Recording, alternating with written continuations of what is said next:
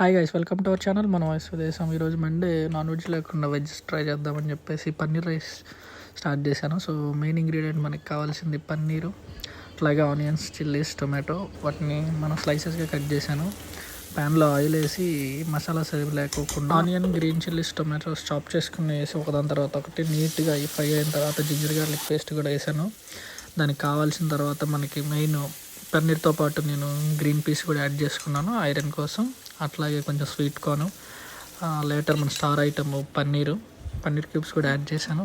Paneer add చేసిన తర్వాత మంచిగా మిక్స్ చేసుకొని అన్నీ లిడ్తో కవర్ చేసి అన్నీ ప్రాపర్గా కుక్ అయ్యేలా చూసుకోవాలి. ఇప్పుడే ప్యాన్ మీద వన్స్ మనం రైస్లో వేసిన తర్వాత కుక్ అవ్వాలంటే కుక్ అవ్వదు, సప్పగా ఉంటుంది.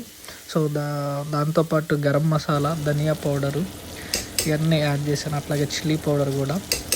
ఇవన్నీ మసాలాలన్నీ అన్నిటికీ మంచిగా పట్టేలాగా మిక్స్ చేసుకొని ఒక 5 minutes వరకు ఇట్లాగా కలుపుతూనే ఉండాలి. దాని తర్వాత లిడ్ పెట్టి కవర్ చేసి స్లో కుక్లో కుక్ అవుతూ ఉండాలి. నేను ఆల్రెడీ రైస్ ముందుగానే వాష్ చేసి పెట్టుకొని కొంచెంసేపు సోక్ చేశాను.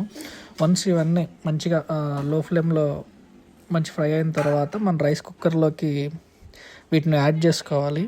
రైస్ కుక్కర్ అయితే ఈజీ, మనకు అడుగు మాడదు. చూసారు కదా, ఇవన్నీ వేసుకొని రైస్లో మంచిగా మిక్స్ చేశాను. మిక్స్ చేసిన తర్వాత స్విచ్ చేసి ఆన్లో ఉంది. ఒక 10-15 minutesకి మనకి ఆల్మోస్ట్ కుక్ అయిపోయింది. చివరిలో నేను కసూరి మేతి యాడ్ చేశాను. ఇది వేయడం వల్ల కొంచెం మనకి టేస్ట్ అనేది మంచిగా ఉంటుంది. అంతే, ఎంతో టేస్టీ అయిన పన్నీర్ రైస్ రెడీ అయిపోయింది.